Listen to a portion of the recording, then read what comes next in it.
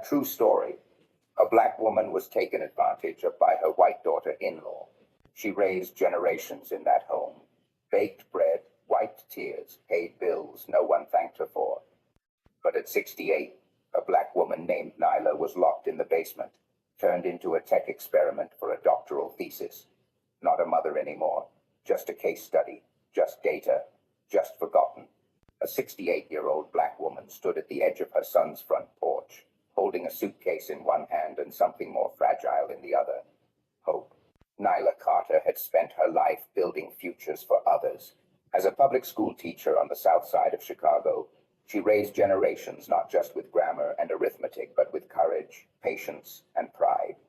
Her chalk-stained hands had once shaped dreams, even when the world outside her classroom refused to see potential in children who looked like her. She gave everything she had. And now, her only son had called her with the words every mother hopes to hear. "It's time, Mama. You've done enough. Stay with us. Let us take care of you now." She said yes. She packed her belongings, modest and meaningful, worn with memory, and stepped away from a life lived in quiet routine. She left behind the apartment where her husband's ghost still lingered in the armchair. She folded away her photo albums, her hymnal collection, and the old quilt from her wedding. She believed in beginnings, and she felt in her son. But when she arrived, the welcome did not match the warmth she remembered. The house was stunning, spotless, curated like a magazine spread, but it did not breathe. The walls were white. The light was cold. Everything smelled of lemon polish and control. Ashley, her daughter-in-law, greeted her with a careful smile. "You must be tired. The guest room is ready downstairs. It is very private." The guest room turned out to be the basement. No windows, one narrow bed, a low flickering lamp, a draft near the floor. The thermostat was controlled remotely. She unpacked in silence. At dinner, Ashley spoke about detox routines and clean aesthetics. Imani, distracted by his smartwatch, barely looked up. When Nyla offered to make her peach cobbler that Sunday, Ashley smiled and said they were mostly plant-based now, but thank you. The laughter that followed was soft, polite, and distant. Nyla smiled too, but her heart tightened. She rose early to help with chores no one asked her to do. She folded laundry, wiped down already spotless counters, and kept the children company while their parents worked. But something unspoken filled the space. She had not been invited into a family. She had been assigned a corner in their world. Watched, contained. Still, she waited. Because that is what black mothers do. They carry more than their share. They listen longer than they should. They love harder than they are loved in return. But late at night, when the house above her fell quiet and her cot creaked beneath old bones, she would lie awake and listen to the faint laughter drifting from upstairs. And on one of those nights, when she looked up and saw a red light blinking silently from the ceiling, she understood. This was not a reunion. This was surveillance. This was not love. This was something else entirely. The house was colder than a Chicago winter, but not in the way weather chills the skin. It was the kind of cold that settled deep in the chest, a quiet absence of warmth where comfort should live. From the moment Nyla stepped inside, she knew this was not the home she once imagined sharing with her son. It was a structure, pristine and curated, but lifeless. Everything sparkled. The kitchen counters were quartz, untouched by clutter or cooking.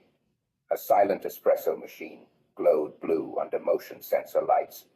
The walls were a sterile shade of white, broken only by minimalist art and plaques, declaring balance, discipline, and wellness. There were no family photos, no marks of memory. Ashley called it a smart home. Voice-activated lights, automated blinds, air purifiers that hummed all night.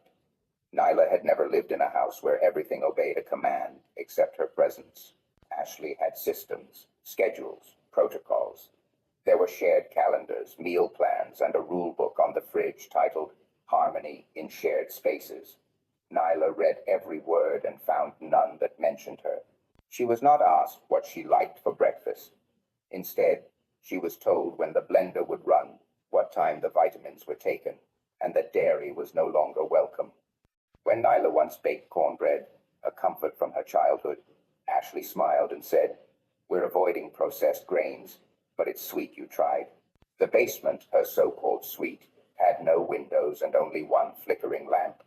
When she asked about a heater, Ashley said, "The system balances zones automatically. Adjustments cause disruption." Even warmth, it seemed, was something she was not allowed to request. Everything was sleek, controlled, and password protected. Nyla noticed the hallway camera, always watching. The basement door locked with a soft click at night. A red light blinked above her cot, claiming to be a smoke detector, but Nyla wasn't sure. The children were polite, distracted. Her granddaughter waved while scrolling. Her grandson nodded, earbuds in. Imani was always rushing, answering emails mid-conversation. When Nyla asked about his job, he responded kindly but vaguely, like someone speaking to a distant acquaintance. She was useful, but invisible. Folding laundry she wasn't asked to touch. Picking up toys. Cleaning fingerprints off counters that are already clean.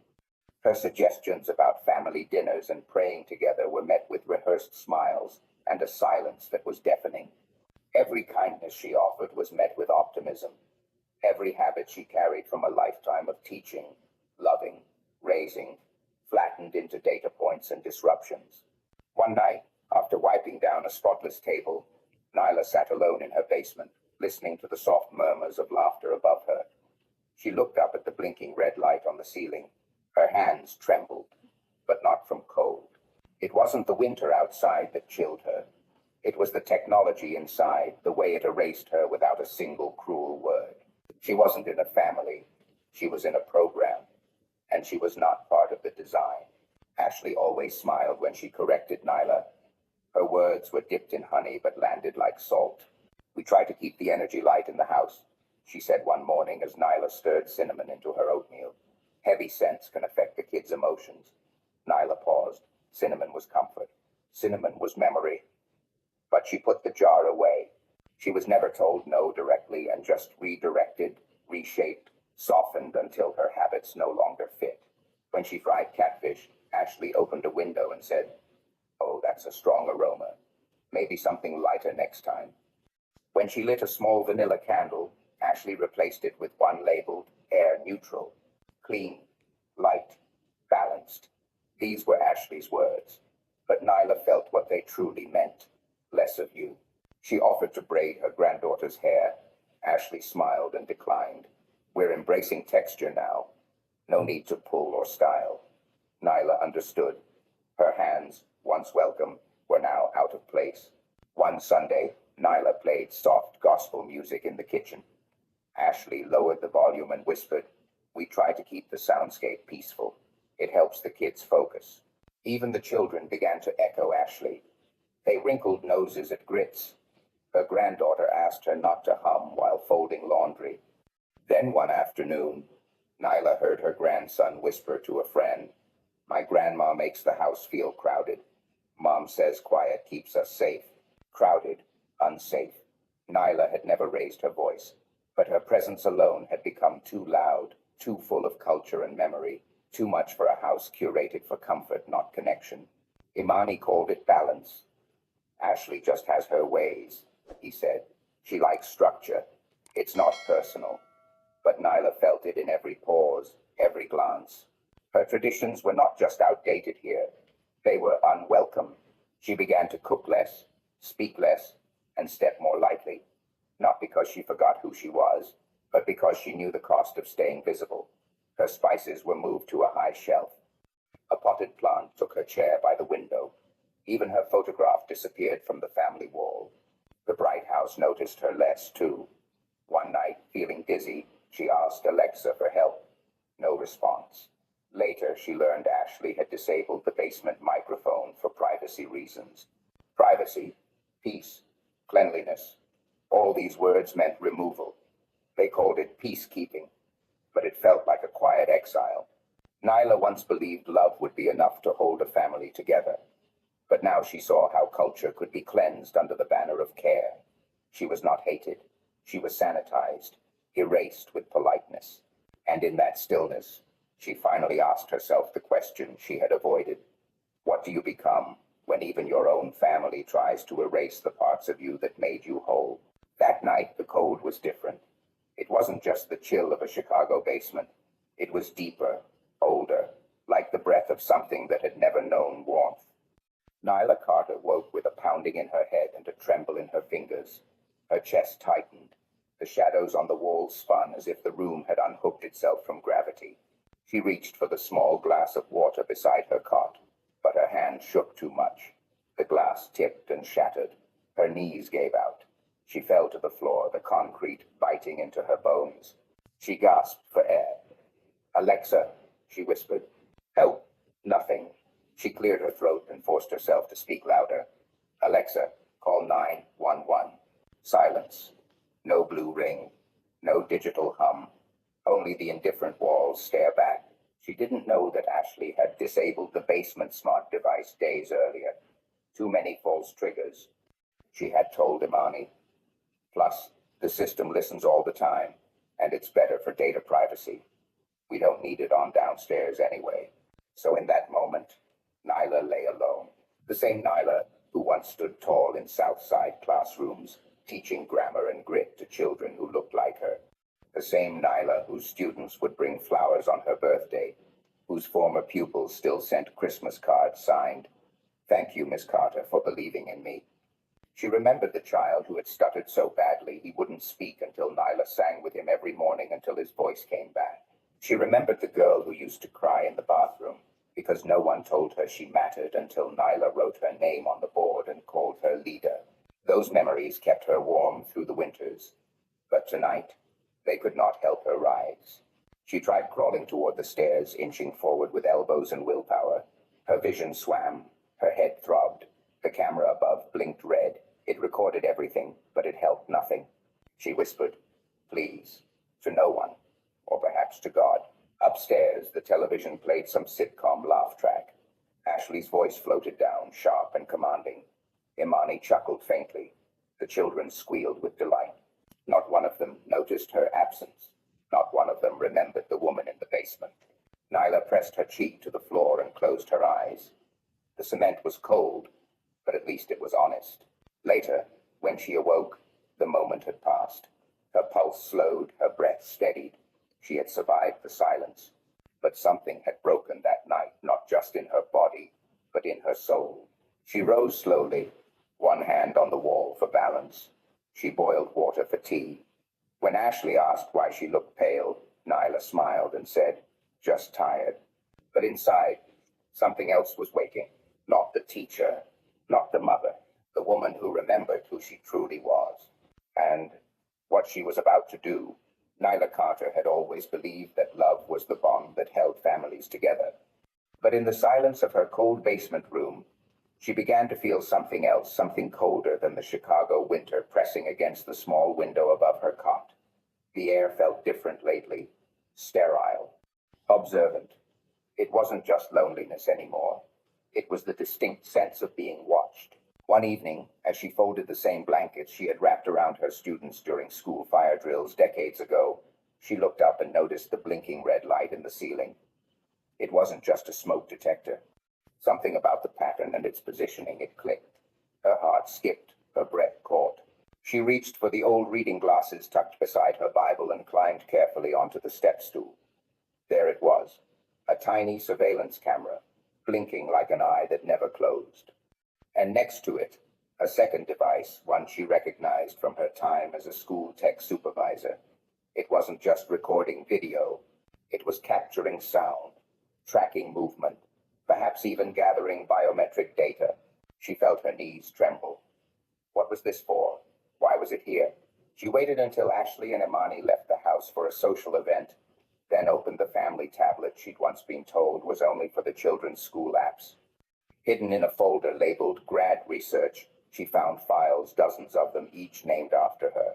Nyla, kitchen routine. Nyla, sleep patterns. Nyla, emotional response. It wasn't a family tablet. It was a research terminal. There were graphs, timestamps, and behavioral logs. Ashley's name was on the cover page of a psychology thesis proposal submitted to a university. Title: Cognitive Regression and Emotional Isolation in Elderly Care Dependence. A case study. Case study. Nyla Carter, a case study. Not a mother, not a grandmother, not a teacher who had shaped hundreds of young lives. Just data. She sat frozen, the light from the screen flickering across her face like a ghost of dignity past. She remembered the voices of her students years ago, calling her Miss Carter, the kind one, the one who gave extra lunch money, who walked them home in the rain, who wrote college recommendations late into the night. Now, her voice had been reduced to decibels on a bar graph, her grief tracked, her silence analyzed. She closed the tablet. Her hands shook, but not from age, from fury, from heartbreak. She had been violated most intimately, not by strangers, but by the people she had loved and trusted. Ashley had used her not just for labor, not just for convenience, but for ambition. But Nyla was not broken. She opened the drawer where she kept the manila envelope of property deeds, letters from former students, and her handwritten notes. She clipped it all together. This would not end in silence. They had made a grave mistake. They had mistaken her stillness for surrender. They had treated her life as a specimen, forgetting she had once stood before auditoriums, speaking truth with fire. Now, she would talk again, not as a subject, but as a witness. And this time, the world would hear her. Nyla Carter had always believed betrayal came with shouting, with slammed doors and cruel words.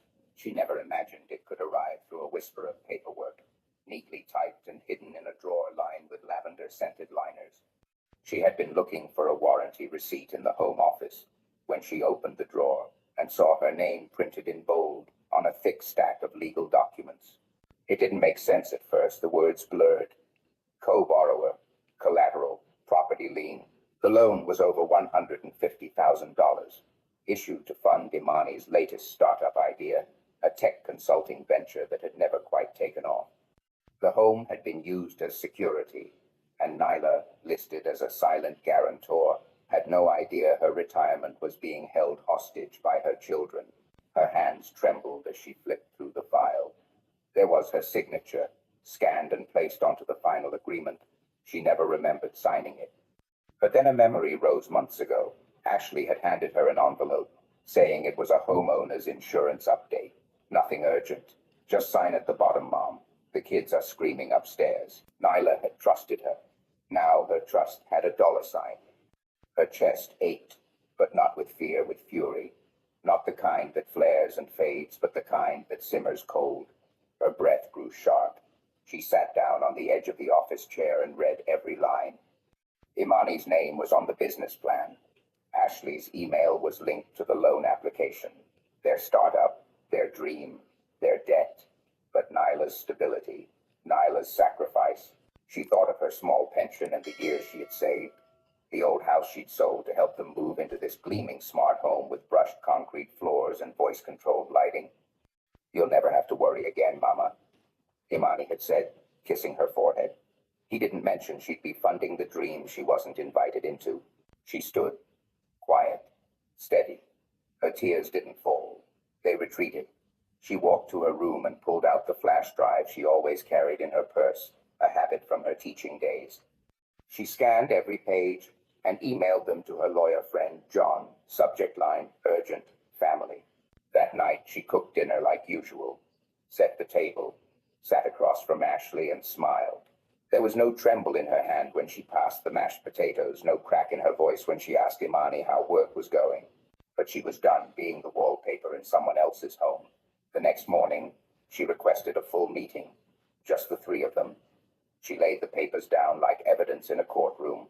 She didn't raise her voice. She didn't have to. You forged my name, she said calmly. You risked everything I've worked for without asking. I will be repaid. I will be released. Or I will go public, legally, loudly. Ashley paled. Imani looked like he was seeing his mother for the first time, not as a background character, but as the force she had always been. Nyla stood and turned to leave the room. I gave you the roof, she said, but not the right to bury me under it. This time, no one dared stop her. Nyla Carter did not scream. She did not storm out or collapse into tears. Instead, she closed the drawer with the forged documents and sat down in silence. The ache in her chest was familiar now, like an old bruise touched once more. But this time, she did not let the pain own her. She had taught children how to respond to cruelty, to injustice, the quiet thefts of dignity. Now, she would introduce herself. She began with the simplest thing, listening. Each day in the house had become a performance, and she had learned to play her role, the helpful, aging mother-in-law who kept quiet and stayed out of the way. But behind the quiet, she was watching, recording, saving. Her old teaching bag, still stored neatly in her closet, held not only her books and old lesson plans, but a digital voice recorder she once used for student reflections. It still worked, and now it has recorded something far less innocent. She captured conversations in the hallway. Ashley's casual remarks about using Mom's name again for the next phase, or Imani whispering over speakerphone about moving funds without triggering a red flag. These weren't arguments. These were confessions, wrapped in arrogance. Nyla labeled every file by date, time-stamped and archived. Next came the emails. Ashley had once synced the house's devices to one central cloud system. She had even boasted about it, saying everything could be accessed in one seamless place. What she hadn't realized was that Nyla still had access through her old login. Late at night, when the house was silent and cold, Nyla would slip into the home office and scan through shared files, exported documents, and attachments. She didn't read to satisfy curiosity. She read to survive. She downloaded every relevant PDF, screenshotted calendar events, forwarded threads where her name was used, her finances referenced, her contributions dismissed. Each file went to a new email account she created, registered under a name no one would recognize. She backed up everything onto an encrypted flash drive tucked inside a hollowed-out dictionary in her bedroom. But information meant nothing without strategy. She remembered John Brooks, a former student who had gone to law school and now practiced elder law in the city. He had once written her a thank you letter for teaching him to speak up, to argue well and kindly. She found his contact, sent a discreet email with a simple subject line, "It's Mrs. Carter. I need help." His reply came in under an hour. "Of course, Miss Carter. I've never forgotten you." Their meeting was brief but monumental. Nyla presented everything: recordings, financial files, forged documents. John reviewed them with a seriousness that confirmed what she already knew. This wasn't just unethical. It was illegal. She had been used. But more than that, she had been underestimated. She left his office without telling anyone where she'd gone. At dinner, Ashley commented on the salmon being dry. Imani stared at his phone. No one noticed the change in her eyes, the shift in her posture, the stillness that held power. She wasn't just surviving anymore. She was preparing. The silence was no longer surrender. It was the calm before a reckoning. The gala shimmered with false gold. Crystal chandeliers glowed above tables dressed in linen, laughter bubbling between glasses of aged wine and fluted ego. Ashley McConnell floated across the room like a crowned hostess, all teeth and timing, greeting Chicago's elite as if she were born of legacy. Behind her, a giant screen flashed images of family harmony, community outreach, and generational bonding. At its center, frozen in an outdated photo, was Nyla Carter's gentle smile, cropped, muted, used. No one looked at the honest Nyla Carter that night. She sat at a quiet corner table, hands folded, lips pressed into a line. Her posture still carried the grace of a schoolteacher, but her eyes held a storm. She had seen enough to know when she was being staged. Ashley tapped her wine glass for silence. "Before we continue tonight's program," she said, voice dripping with choreographed affection, "I'd like to honor someone very special, the foundation of our family, a true inspiration across generations, Mrs. Nyla Carter." Polite applause followed. The audience turned toward the corner table, expecting a nod, a wave, perhaps a modest thank you. But Nyla stood. She moved to the stage with quiet gravity, her navy dress swaying like midnight against the gold. She did not glance at Ashley. She faced the crowd, holding the microphone with a steady hand. "For years, I believed silence was strength," she began, voice smooth but unyielding. "That love meant endurance, that family meant sacrifice. But tonight, I must tell you what that silence cost me. The room stilled. I was asked to live with my son and his wife, she continued, under the promise of care and inclusion. Instead, I was placed in a basement, watched through cameras I never approved, and recorded like a subject in a study. I was not cared for. I was analyzed. She let the words land. The room shifted, a slow discomfort moving among tuxedos and pearls. You studied me like a rat in your lab, she said, her eyes fixed on Ashley, but forgot I raised a lion. Murmurs rippled across the room. You used my name to secure bank loans. You mortgaged my peace to build a business. You passed me off as a gracious elder while locking me in silence. And now you parade my image to buy respect. A guest gasped. Ashley stepped forward, her smile frozen. But tonight, I reclaim it all. Not out of bitterness, but clarity. Not for revenge, but justice. She held up a single sheet of paper. This is the deed to the house you call yours. It's in my name. Always has been. You are living in what I built, pretending it was your foundation. That ends now. Silence thundered across the ballroom. I stand here not as a relic of the past, but a warning to every person who thinks kindness is weakness, who confuses quiet with consent. I gave love. You turned it into leverage. I gave trust. You turned it into currency. Threatened. That will spot. She stepped down from the stage. Behind her, guests rose, not in protest, but in reverence. Applause cracked open the silence like a thunderclap. Ashley sat down, eyes wide, her empire unraveling in front of her. That night, Nyla Carter did not speak to reclaim sympathy. She talked to reclaim power. She didn't raise her voice. She didn't have to. The applause had barely faded when Nyla Carter stepped down from the stage, heels clicking softly on the marble floor. She didn't rush. Her movements were deliberate, rooted in a calm that only comes from surviving too much for too long. The lights above shimmered like distant stars, but all eyes were on her now, on the woman who had been underestimated one final time. Ashley and Imani stood by the dessert table, faces frozen, not in anger, in disbelief, as if they had seen a ghost they thought they buried. Nyla opened the slim leather folder she had carried all evening. Her hands, though aging, were steady as stone. She held up the first document. The heavy bond paper caught the light, its golden seal unmistakable. This, she said softly, but her voice carried like gospel through the hushed room, is the deed to the home at 2140 West Bramble Avenue. The house you call yours, but it was never yours. Not legally, not morally. It belongs to me. A gasp moved through the room like a gust of cold wind. Neighbors, colleagues, donors, all watching, mouths parting in shock. Ashley lunged forward, grabbing the paper. Her eyes darted across the lines like a drowning woman grasping at driftwood. But the ink did not lie. The name printed at the bottom, in elegant, enduring script, read, Nyla Carter. And this, Nyla continued, lifting a second document, is a formal notice of eviction. You have 30 days to gather your things and go. Imani stepped forward, his voice cracking with panic. Mom, what are you doing? We live there. Ava, our daughter, grew up there. You built your life on my sacrifice, she replied. And when it no longer served you, you shut me in the basement like a forgotten coat in winter. He looked stunned. We never meant. You knew, she interrupted. When I called for help, no one answered.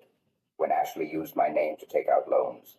When she studied me like a lab subject for her thesis and thought I wouldn't notice. Ashley's voice was barely a whisper. We needed the money. Your name had equity. Nyla took a step forward, her presence larger than her frame. My name had honor, and you used it like a credit card. Gasps turned to murmurs. Some people backed away from the couple. Others stared at Nyla with a dawning respect, the kind reserved for women who dared reclaim what was rightfully theirs. I'm not here to shame you, Nyla said, her voice now softer, almost maternal. I'm here because I refuse to spend one more day apologizing for surviving, for existing, for being inconvenient to your lifestyle. She handed the documents to her attorney, who nodded and moved toward the notary standing at the back. It's done, the lawyer confirmed. Ashley sank into a chair. Imani looked 10 years older. Nyla turned once more to the crowd. This isn't revenge. This is restoration. She walked out of that gala not to applause, but to something far better. Dignity. And this time, the silence that followed was not awkward. It was reverent. The house that once confined her would soon be hers again. Not as a prisoner, but as its rightful queen. After the gala, the world shifted. Not all at once, but gradually, like leaves drifting into autumn. Nyla Carter didn't rush home that night. Instead, she found herself seated in a quiet corner booth of a modest cafe near the lakefront, the same one she used to visit decades ago with her husband before life got too busy. She sipped her tea slowly, watching the streetlights blink against the rising dawn of a new chapter. By morning, her story was everywhere. Videos of her speech ricocheted across social media, news channels, and community bulletins. Matriarch reclaims her throne, they called it. But Nyla didn't care about catchy headlines. She cared about peace. For the first time in years, she felt the floor beneath her feet belonged to her. When she returned to the house 3 days later, it was empty, cold, furniture gone, walls stripped bare, silence curled around each corner like fog. But Nyla wasn't afraid of silence anymore. She opened the windows wide and let the wind run through the rooms. This time, it would not be a prison. It would be a sanctuary. She didn't rebuild with bitterness. She moved with intention. She turned the stark basement into a writing room, lined the hallway with photographs of her students, and transformed the kitchen into a space that welcomed the smells and memories of her youth. Neighbors came by to help paint, donate books, and share warm meals. She named the space the Haven, Leaping Salt. One afternoon, as she was tending the front garden, a familiar voice called out her name. It was Gloria Whitman, her childhood best friend from the South Side, now a retired librarian. Gloria's eyes sparkled with pride as she embraced Nyla. "You always were the smart one," Gloria whispered. "But now, you're something even rarer. You're the brave one. What you did, it gave people like me hope again." They sat on the porch, laughing about old teachers, failed high school crushes, and the way technology had both connected and isolated generations. Gloria looked at her with admiration and said, "You didn't just inspire your granddaughter's world, you reminded the rest of us that dignity doesn't expire with age." The days passed, but they were no longer heavy. Nyla volunteered at the senior center, mentored young women entering the education field, and spoke at town halls about aging with autonomy. She wasn't chasing attention. She was cultivating purpose. Her TED Talk reached millions. The silent cameras and the louder truths of aging became more than a speech, it became a movement. Strangers sent letters. Young adults said they finally called their grandparents. City councils reviewed elder care policies. Nyla had sparked something far beyond her doorstep. And still, she rose each morning, made tea, and sat quietly in her sunroom, letting the light warm her skin. She wasn't waiting anymore. She was living. One day, Ava came by with a friend and introduced her grandmother proudly. "This is the woman who taught me what real power looks like." Nyla smiled, not because she had won, but because she had finally been seen. Justice wasn't always loud. Sometimes it was a quiet home filled with books, fresh flowers, and the laughter of someone who had remembered who she truly was. She didn't just rebuild. She redefined what it meant to rise again. The theater was full, but the moment felt intimate. Red velvet seats curved around the auditorium like a soft embrace, and stage lights pooled onto the wooden floor in a golden wash. Nyla Carter stood alone at center stage, dressed in a navy blue suit with a brooch shaped like a compass, an ode, perhaps, to the journey that had brought her here. She didn't need a script. "I used to think silence was strength," she began, voice steady, gaze sweeping the crowd. "I thought that being quiet kept the peace, that it made me dignified." A pause. The audience leaned in. But silence, when it is demanded, when it is manipulated, becomes erasure. The talk was titled "The Silent Cameras and the Louder Truths of Aging." But it was more than a talk, it was a reclamation. She spoke plainly but powerfully about the ways technology had quietly replaced tenderness. She spoke of AI systems watching but never protecting, of how phrases like, "it's for your safety," were used to justify isolation. She described how she had become a silent subject in her own life, studied, measured, and documented without consent. She did not name Ashley, but her words echoed with millions of similar stories. Her house had become a case study, her life a controlled experiment in obedience and invisibility. And yet, there she stood, unbowed. People in the audience wiped away tears. Elderly attendees held each other's hands. Younger viewers typed rapidly into their phones, some visibly stunned. Somewhere in the balcony, a young woman mouthed the words, "That's my grandma." Midway through the talk, Nyla invited someone to join her on stage. Ava, her granddaughter, stepped into the light, tall, poised, her eyes bright with both guilt and admiration. She carried with her a folder containing the unauthorized AI behavior logs and psychological notes Ashley had compiled. Ava spoke only briefly. "I didn't know what I was watching. I thought Grandma was being difficult. Now I realized she was being erased." The applause was thunderous. Nyla closed the talk with a sentence that would go viral within hours. "We are not relics of the past. We are architects of memory, keepers of community, and we deserve more than silence. We deserve to be heard." The next morning, clips from the talk dominated news feeds. Elder rights organizations shared it, influencers posted about it, teachers replayed it in classrooms, community centers screened it in workshops. More than fame, what Nyla earned was resonance. Letters flooded her mailbox, some handwritten, some printed on nursing home stationery. One read, "Because of you, I asked my mother about her dreams for the first time in 30 years. Another said, "You reminded me that my grandfather's voice matters." The TED team called it one of the most watched talks of the year. But Nyla stayed grounded. She continued to host Sunday suppers, started a podcast with Ava called Heard at Last, and quietly became a national advocate for intergenerational respect and elder justice reform. And one morning, as she stood in her garden among sunflowers and children's laughter, she whispered to herself, "This is what change looks like. It isn't loud, it isn't cruel, it is rooted, and it grows." Perhaps the deepest betrayal is not when someone steals your things, but when they try to steal your worth. Nyla Carter's journey is not just a story about aging. It's a reminder that silence is never neutral, and that love without respect is just another form of control. She was not weak for being quiet. She was strong for surviving. And when the moment came, she did not scream, she stood. Her courage tells us this. You do not have to stay where you are not valued. You do not have to shrink to be accepted.